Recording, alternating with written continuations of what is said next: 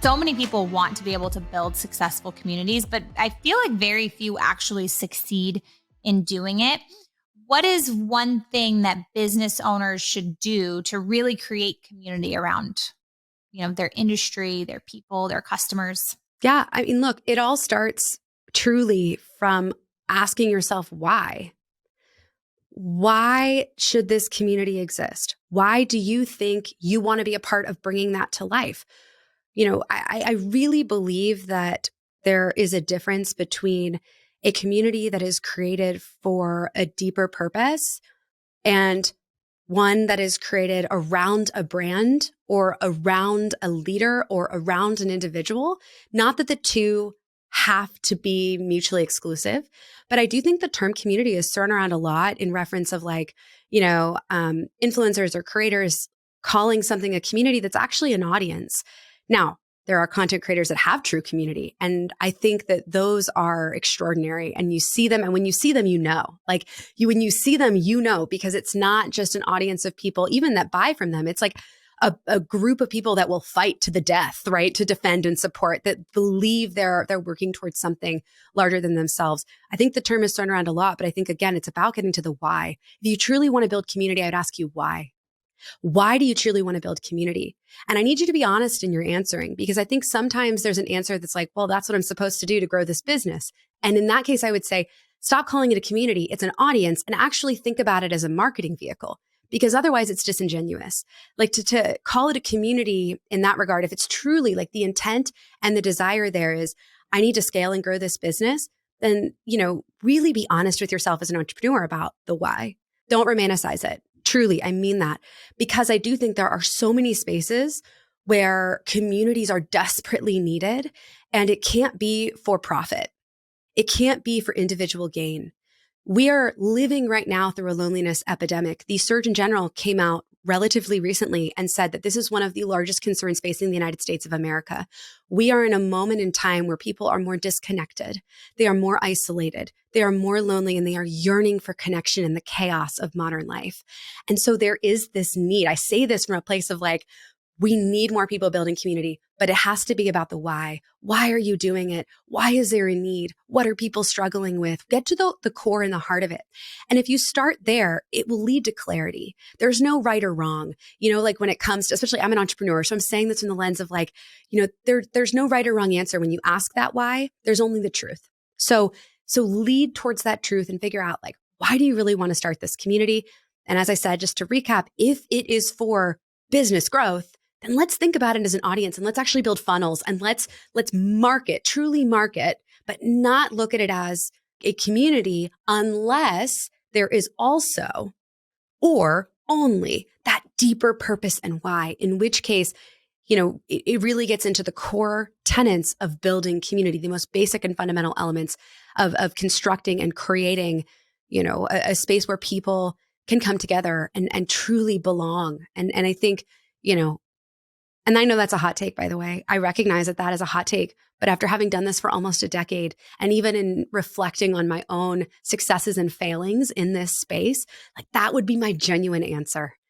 I don't know if that's probably not what you were expecting. No, but I love that, because it goes back to, why are you even building a business, right? Yes. You have to understand your why.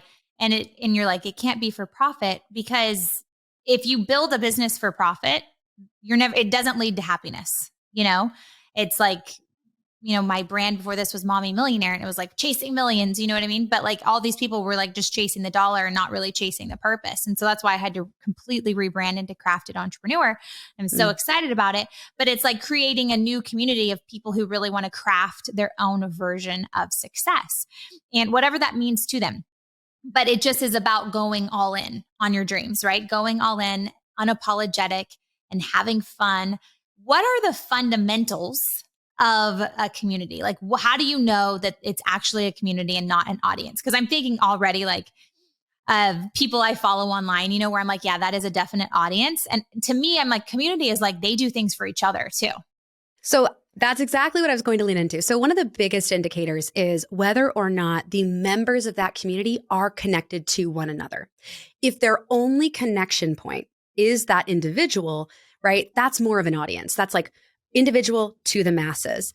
if that community though has either opportunity or, goes out of their way to create that opportunity to connect with one another and actually invest in one another, that is where we start to see communities happen. And again, I think it's nuanced, but if we're trying to sort of zoom out and create some sort of differentiating language, that's what I would lean into is, if it's individual to mass, that's an audience. If it's, individual to masses, but the masses also are building into something, they're connecting, they're sharing ideas, they're growing together.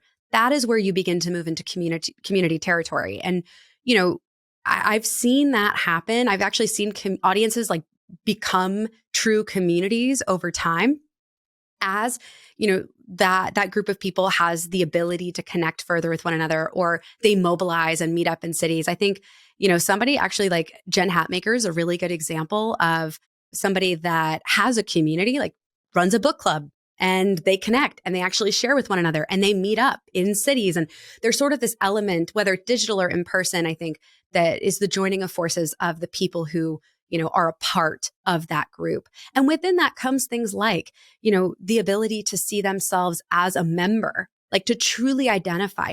Oftentimes you'll see language develop. So people will call themselves a blank as a reference to that community. Sharon McMahon is another great example. Her community, it's a community, it is not an audience. They call themselves the Governors. There's over 1 million of them, right? And, they have raised hundreds of thousands of dollars, maybe even millions at this point, for philanthropic causes. But that's not what she does. She's a government teacher. She teaches on the United States government and law. But the people who follow her, the Governors, have become a true community in the sense that they want to go out and do good in the world. And there's more happening there even than what she can provide. Like it's a living organism, right? Yeah, it takes on a life of its own, right? Yes, absolutely. Okay, so you've written 9 best-selling books. I'm in the process of writing my first one. Oh, that's awesome. I want to hear from you. What is one thing that you now having all this experience writing books that you wish you would have known when you were writing your first book? I feel like every book is different for me. Like the first book that I wrote, my twins were brand new, and I wrote it at Starbucks down the street every night between bedtime and the time that Starbucks closed for 8 weeks. So each book was birthed a little bit differently. Like now they're in school and I can write while they're there. I would say what surprised me the most about writing in general is you write a book, so you pour your heart out on paper, and then you finally finish it and you're like, this is it, I'm done, goodbye. And there's so much that happens after that. There's so much in terms of like marketing the book. And Glennon Doyle in her book Untamed talks about this and says like, it's so crazy that like I wrote the book and then they want me to like talk about it, but I already wrote it. So I thought that was funny. But I also realized whatever life lesson I had learned while I was writing or what I was writing about, like Grace Not Perfection was my first one. I would turn it in and be like, okay, lesson learned, like put a bow on that. I'm done. And every single time, I almost have to like remind myself of this every single time when it comes time to market the book and talk about the book and do media and things like that. It's like God pulls me through the lesson again. Like I have to like remind myself the lesson because somehow I just get pulled right back through it. And it's just a constant reminder that like we're always learning, we're always growing. You're never really putting a bow on a life lesson and sending it off. But yeah, I think that would be my biggest takeaway. I love that. Yeah, my manuscript is due in like 30 days. Oh gosh, that's awesome. Yeah. I'm like, oh my gosh, there's still so much to do. But yeah, we still don't even like they've the publisher, the way that they bought the book, they now don't like the title. So it's so funny. And I'm like, how are you guys going to sell this in 30 days? Like they're going to the market or whatever that's called. And I'm like, we need a title. We need a title. And the whole thing that's running in my mind is the after part, like, right? Like I'm like, the book part is easy. It's now like, how are we going to make sure hundreds of thousands of people buy this book? And so much of it rides on that title. That happened to me with one of my books too. Oh, really? So how did you end up coming up with the name? I prefer to start writing with a name, like to have the name already ironed out. And a couple times I've been able to do that. But one time it was When Less Becomes More. It was my 3rd or 4th book. and it's a really special book to me. I had a different title, and the publisher did not love, or one person at the publisher did not love the title, and that person's opinion mattered a whole lot. So we had to kind of like revisit a few ideas. We ended up just kind of like throwing spaghetti at the wall until we found something. But what we ended up doing was, when less becomes more, like that phrase came out of the manuscript. So it really ended up being like a phrase or words that you pull from what you've already written, you know? That's interesting that you're saying that. That might be confirmation for me, because Yeah. yesterday what was thrown on the table was the title of chapter 1. Oh, And okay. I Yeah. like it a lot. Everybody likes it, but it's like, it's such a 180 to what the original title was that I'm like Yeah. chomping on it. Like, is this what people are going to pick up? Yeah. Ooh, I like it that's what Yeah. worked for you. I could see that. I could see that working if it ties in really well, and you know, and the title's one thing. The cover, the book itself, like the words, all of it is also important.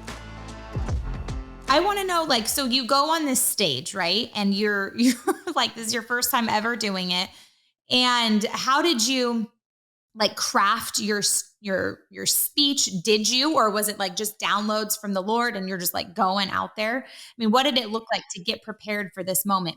Yeah. Oh, I was so nervous. I still get so nervous.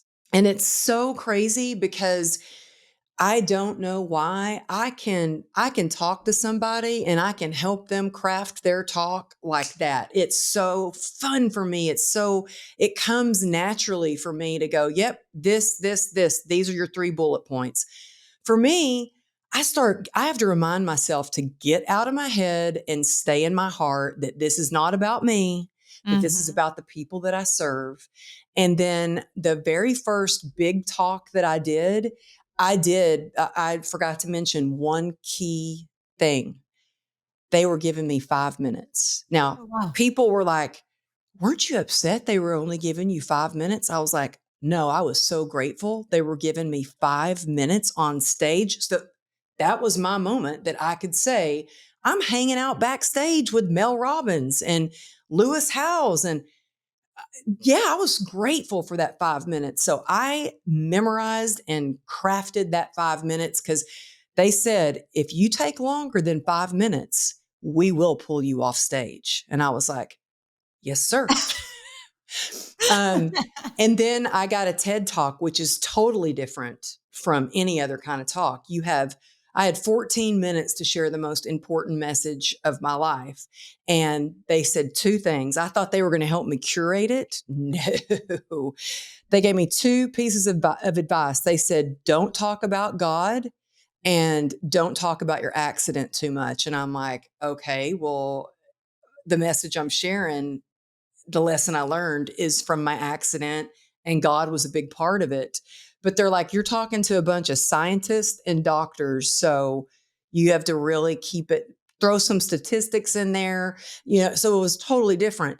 Now I will tell you, for you listening, how you want to share your message, whether you're doing an introduction for yourself, an elevator pitch, you're doing a 15-minute talk, or you're doing an hour-long keynote. I just got booked to do an hour-and-a-half keynote. And I'm like, Wow. whew, think we could take some time for some Q&A? Because that would be good by me. But I always say, start by sharing what your biggest pain point is, or what your hook is. What is the biggest lesson that you've learned? And that could be something about you, that's something that you've overcome, or it could be something that's going on in the world today that everybody can relate to. Then share 3 things of how you got through that moment, and then share the benefit of what it is going to do for your listener. Because let's face it, the listener, whoever is watching you, they want to know what's in it for them. So share the obstacle, share the solution, then share the benefit.